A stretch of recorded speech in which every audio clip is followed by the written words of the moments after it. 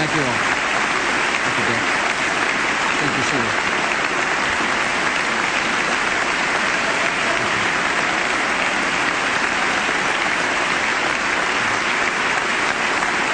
Thank you very much. Please be seated, Mr. Secretary. Thank you very much.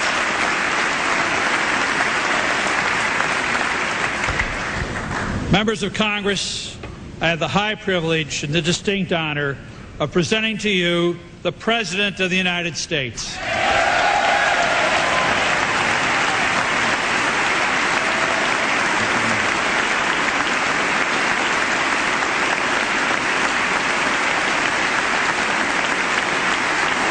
Thank you all.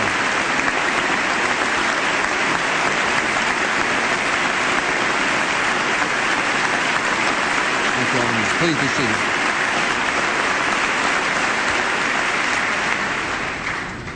Mr. Speaker, Mr. President pro tempore, members of Congress, and fellow Americans. In the normal course of events, presidents come to this chamber to report on the State of the Union. Tonight, no such report is needed. It has already been delivered by the American people. We have seen it in the courage of passengers who rushed terrorists to save others on the ground. Passengers like an exceptional man named Todd Beamer. And would you please help me welcome his wife, Lisa Beamer, here tonight.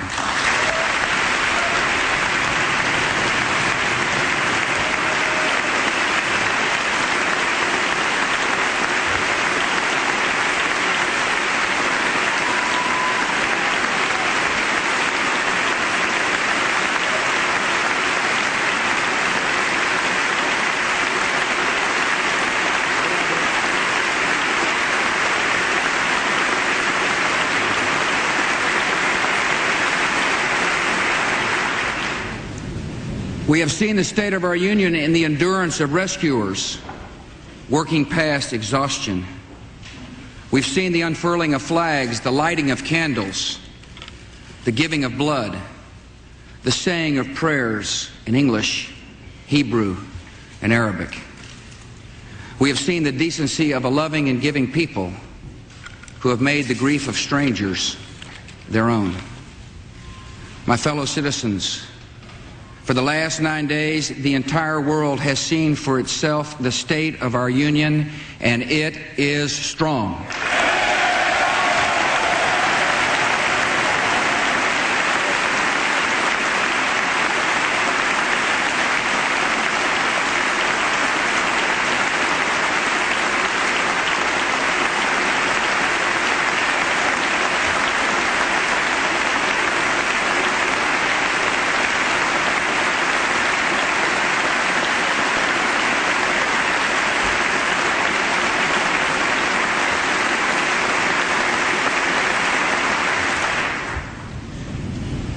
Tonight we are a country awakened to danger and called to defend freedom. Our grief has turned to anger, and anger to resolution. Whether we bring our enemies to justice or bring justice to our enemies, justice will be done.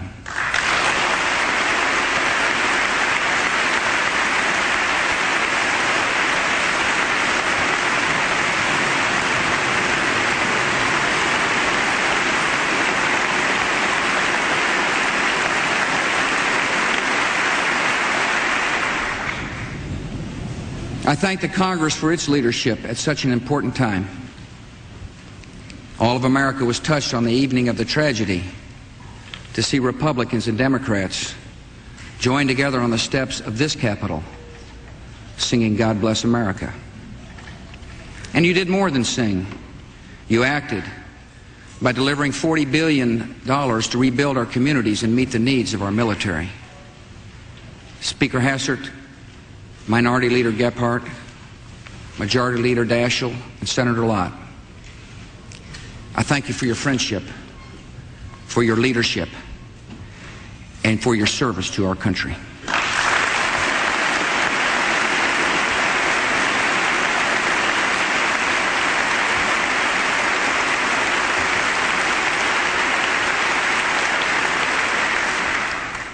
And on behalf of the American people, I thank the world for its outpouring of support.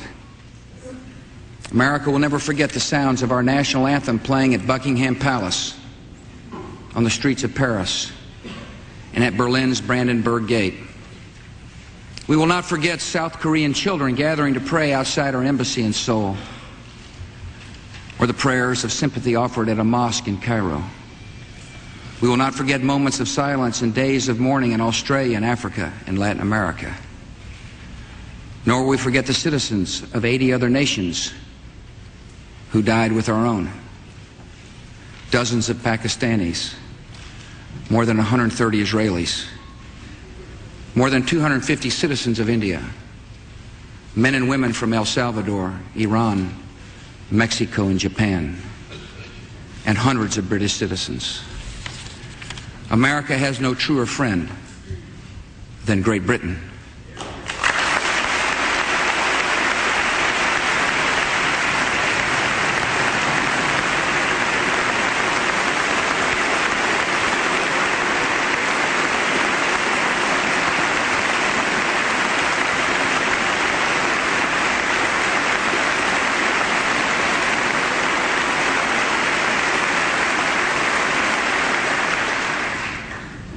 Once again, we are joined together in a great cause. So honored the British Prime Minister has crossed an ocean to show his unity with America. Thank you for coming, friend.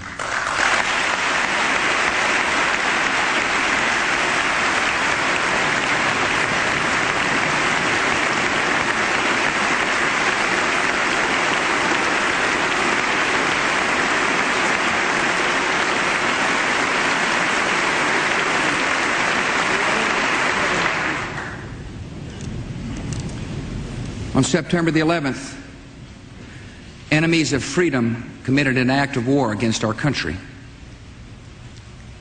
Americans have known wars, but for the past 136 years, they have been wars on foreign soil, except for one Sunday in 1941. Americans have known the casualties of war, but not at the center of a great city on a peaceful morning. Americans have known surprise attacks, but never before on thousands of civilians. All of this was brought upon us in a single day, and night fell on a different world, a world where freedom itself is under attack. Americans have many questions tonight. Americans are asking, who attacked our country? The evidence we have gathered all points to a collection of loosely affiliated terrorist organizations known as Al-Qaeda. They are some of the murderers indicted for bombing American embassies in Tanzania and Kenya, and responsible for bombing the USS Cole. Al-Qaeda is to terror what the mafia is to crime, but its goal is not making money. Its goal is remaking the world and imposing its radical beliefs on people everywhere. The terrorists practice a fringe form of Islamic extremism that has been rejected by Muslim scholars and the vast majority of Muslim clerics, a fringe movement that perverts the peaceful teaching of Islam.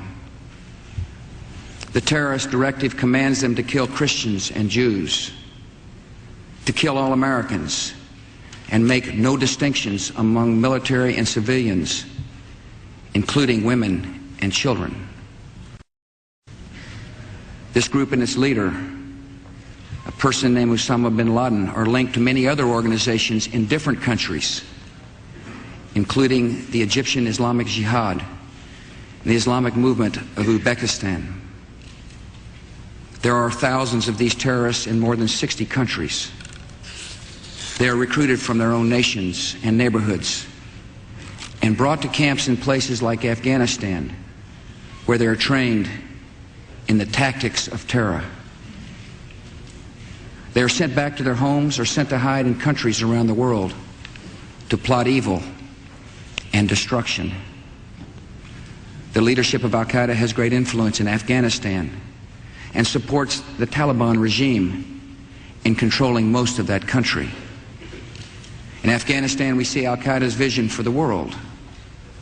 Afghanistan's people have been brutalized. Many are starving, and many have fled. Women are not allowed to attend school. You can be jailed for owning a television. Religion can be practiced only as their leaders dictate. A man can be jailed in Afghanistan if his beard is not long enough. The United States respects the people of Afghanistan. After all, we are currently its largest source of humanitarian aid, but we condemn the Taliban regime.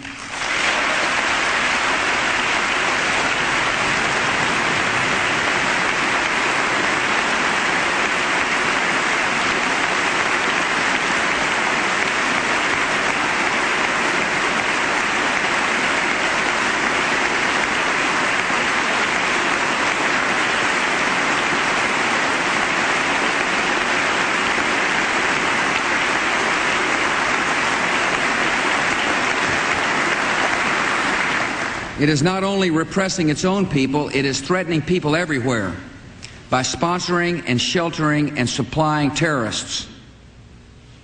By aiding and abetting murder, the Taliban regime is committing murder. And tonight, the United States of America makes the following demands on the Taliban. Deliver to United States authorities all the leaders of al-Qaeda who hide in your land.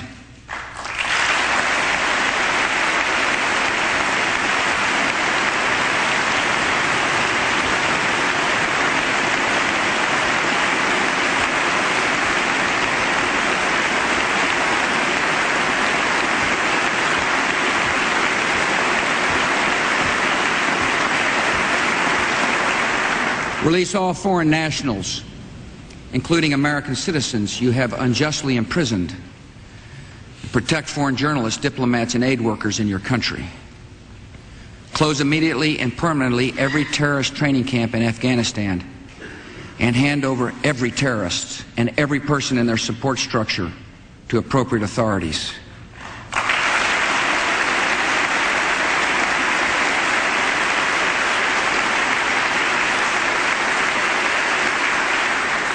Give the United States full access to terrorist training camps so we can make sure they are no longer operating. These demands are not open to negotiation or discussion.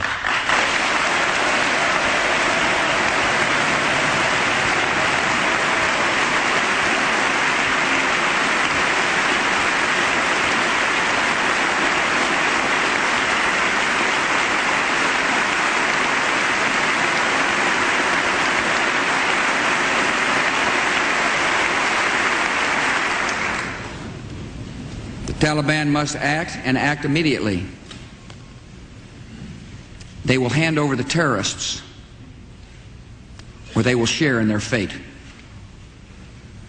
I also want to speak tonight directly to Muslims throughout the world. We respect your faith. It's practiced freely by many millions of Americans, and by millions more in countries that America counts as friends. Its teachings are good and peaceful. And those who commit evil in the name of Allah blaspheme the name of Allah. The terrorists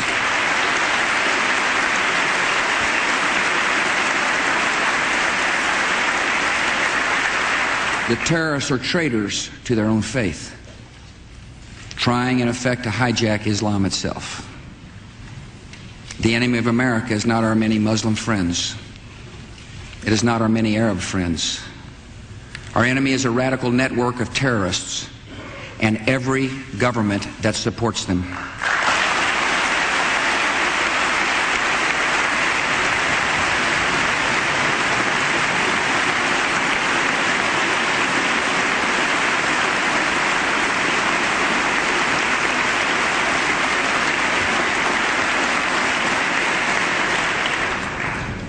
Our war on terror begins with al-Qaeda, but it does not end there. It will not end until every terrorist group of global reach has been found, stopped, and defeated.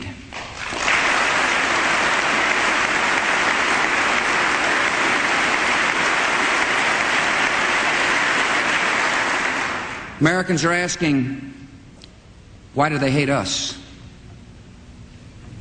They hate what they see right here in this chamber, a democratically elected government. Their leaders are self-appointed. They hate our freedoms, our freedom of religion, our freedom of speech, our freedom to vote and assemble and disagree with each other.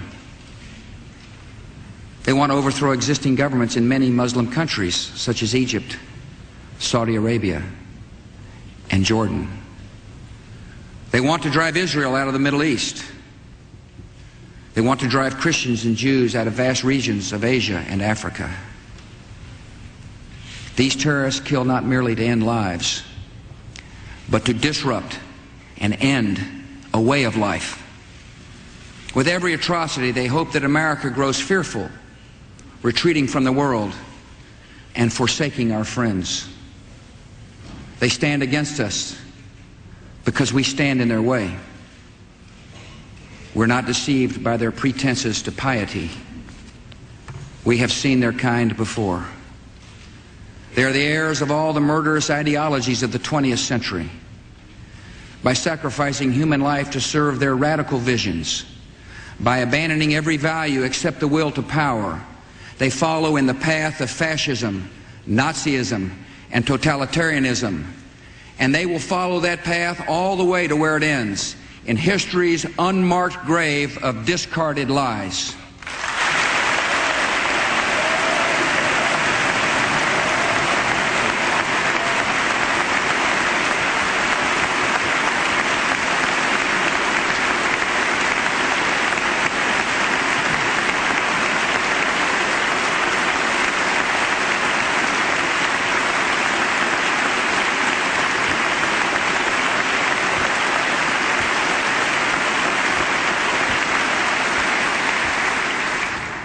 Americans are asking, how will we fight and win this war?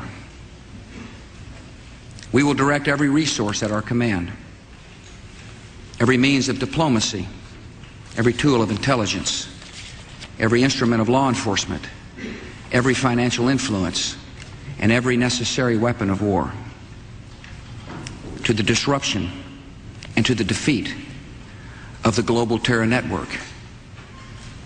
Now, this war will not be like the war against Iraq a decade ago, with a decisive liberation of territory and a swift conclusion. It will not look like the air war above Kosovo 2 years ago, where no ground troops were used and not a single American was lost in combat. Our response involves far more than instant retaliation and isolated strikes. Americans should not expect one battle, but a lengthy campaign, unlike any other we have ever seen. It may include dramatic strikes, visible on TV, and covert operations, secret even in success.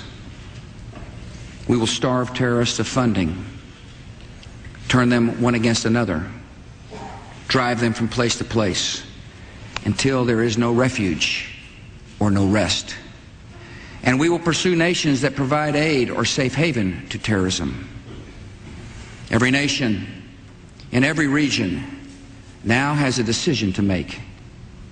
Either you are with us or you are with the terrorists.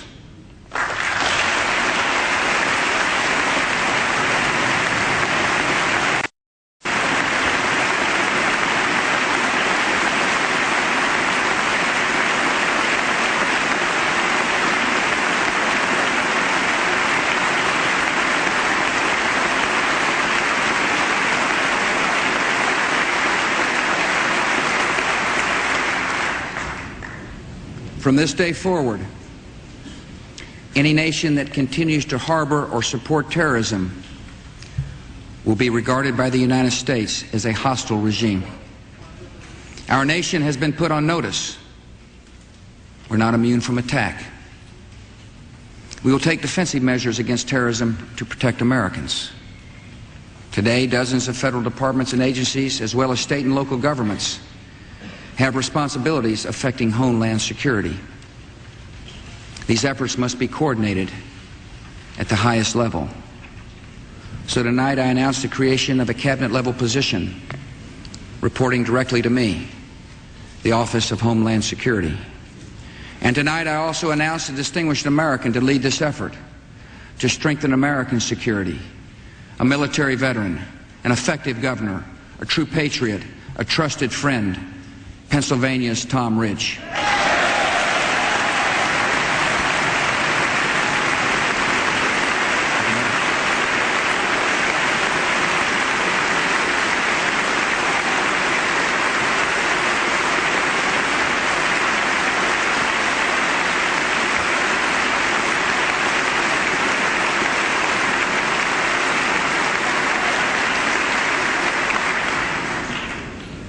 He will lead, oversee, and coordinate a comprehensive national strategy to safeguard our country against terrorism and respond to any attacks that may come. These measures are essential. The only way to defeat terrorism as a threat to our way of life is to stop it, eliminate it, and destroy it where it grows.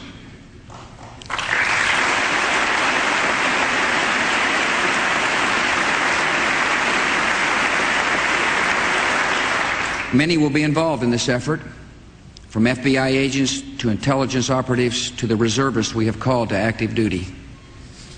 All deserve our thanks, and all have our prayers. And tonight, a few miles from the damaged Pentagon, I have a message for our military. Be ready.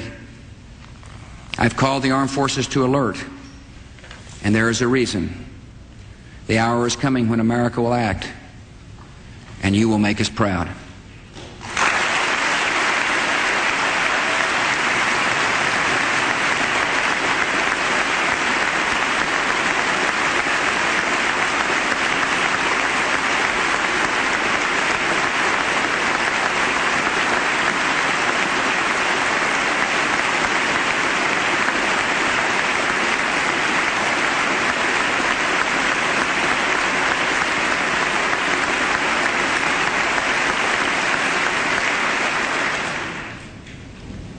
This is not, however, just America's fight. And what is at stake is not just America's freedom. This is the world's fight. This is civilization's fight.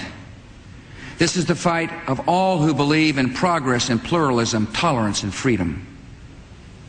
We ask every nation to join us. We will ask and we will need the help of police forces, intelligence service, and banking systems around the world. The United States is grateful that many nations and many international organizations have already responded with sympathy and with support. Nations from Latin America to Asia to Africa to Europe to the Islamic world. Perhaps the NATO Charter reflects best the attitude of the world.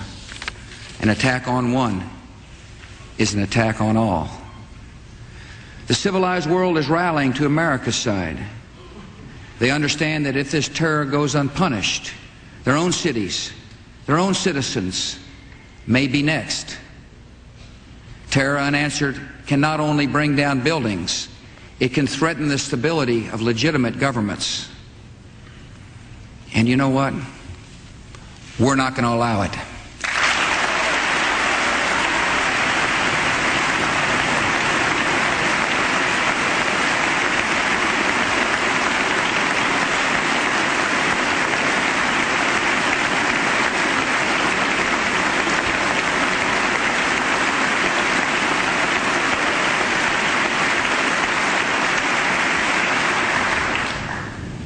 Americans are asking what is expected of us. I ask you to live your lives and hug your children. I know many citizens have fears tonight, and I ask you to be calm and resolute, even in the face of a continuing threat. I ask you to uphold the values of America and remember why so many have come here. We're in a fight for our principles, and our first responsibility is to live by them. No one should be singled out for unfair treatment or unkind words because of their ethnic background or religious faith.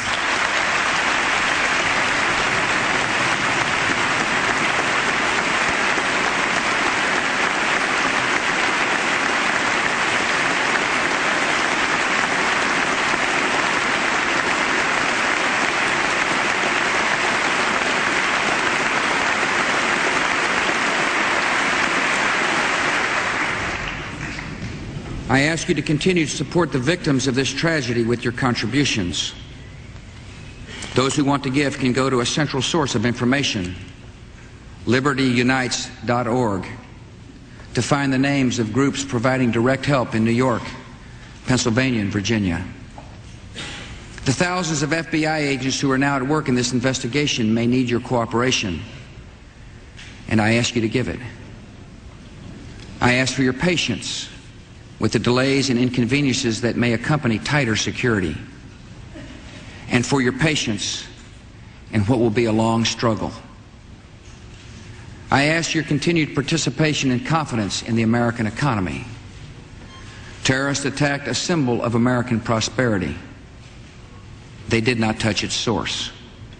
America is successful because of the hard work and creativity and enterprise of our people. These were the true strengths of our economy before September 11th, and they are our strengths today.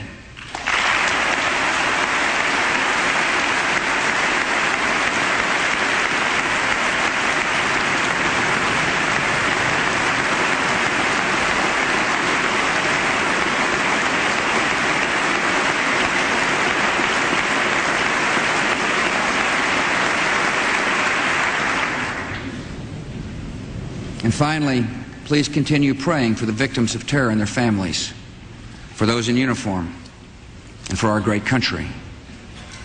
Prayer has comforted us in sorrow and will help strengthen us for the journey ahead.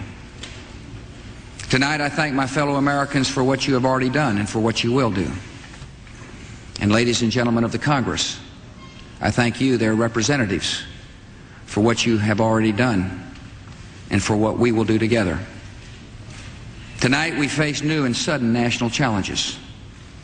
We will come together to improve air safety, to dramatically expand the number of air marshals on domestic flights, and take new measures to prevent hijacking. We will come together to promote stability and keep our airlines flying with direct assistance during this emergency.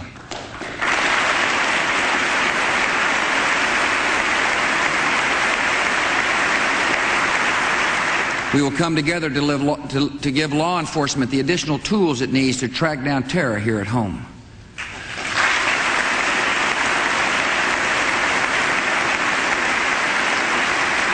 We will come together to strengthen our intelligence capabilities to know the plans of terrorists before they act and to find them before they strike.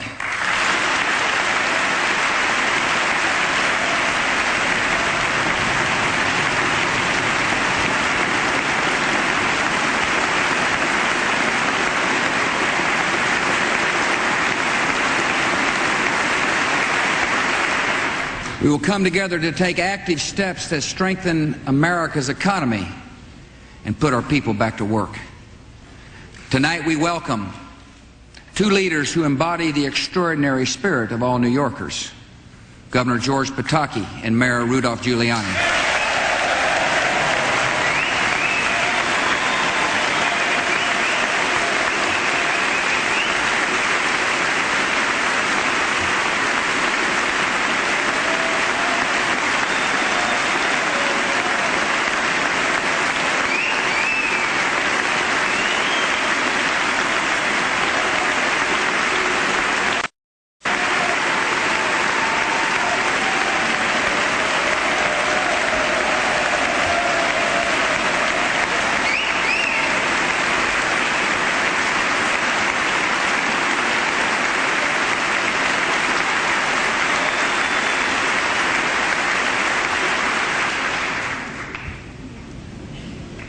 As a symbol of America's resolve, my administration will work with Congress and these two leaders to show the world that we will rebuild New York City.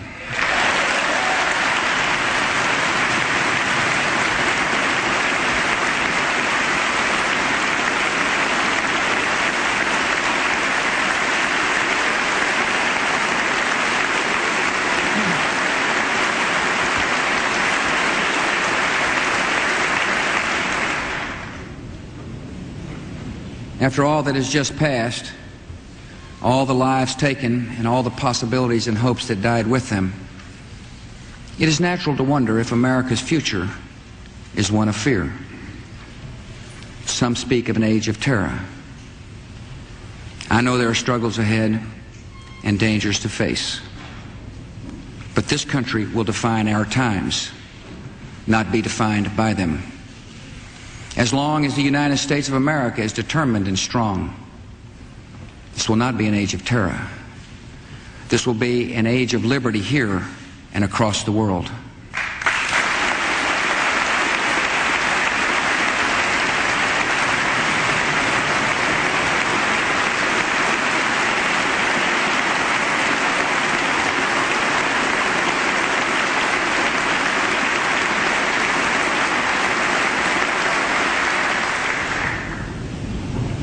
Great harm has been done to us.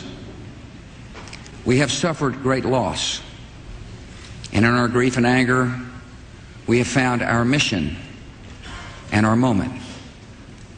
Freedom and fear are at war. The advance of human freedom, the great achievement of our time and the great hope of every time, now depends on us. Our nation, this generation, will lift a dark threat of violence from our people and our future. We will rally the world to this cause by our efforts, by our courage. We will not tire, we will not falter, and we will not fail.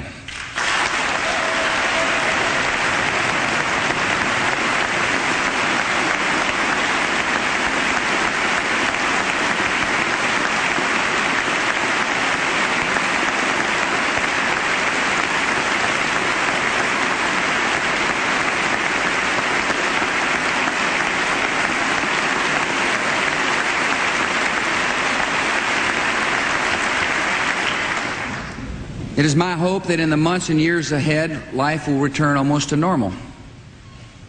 We'll go back to our lives and routines, and that is good. Even grief recedes with time and grace. But our resolve must not pass. Each of us will remember what happened that day and to whom it happened. We'll remember the moment the news came, where we were, and what we were doing. Some will remember an image of a fire or a story of rescue. Some will carry memories of a face and a voice gone forever. And I will carry this. It is the police shield of a man named George Howard, who died at the World Trade Center trying to save others. It was given to me by his mom, Arlene, as a proud memorial to her son. It is my reminder of lives that ended and a task that does not end.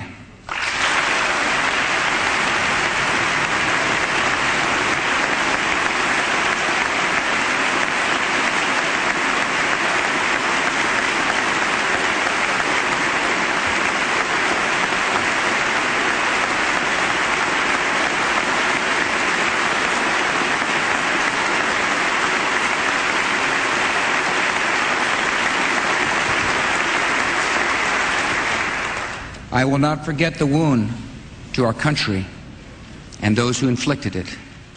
I will not yield. I will not rest. I will not relent in waging this struggle for freedom and security for the American people. The course of this conflict is not known, yet its outcome is certain. Freedom and fear, justice and cruelty have always been at war.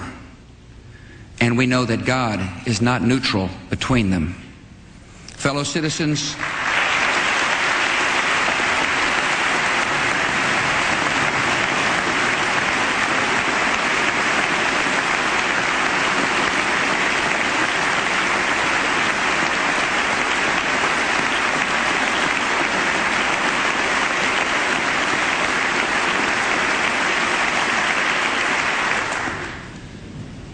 citizens, we'll meet violence with patient justice, assured of the rightness of our cause and confident of the victories to come. In all that lies before us, may God grant us wisdom, and may He watch over the United States of America.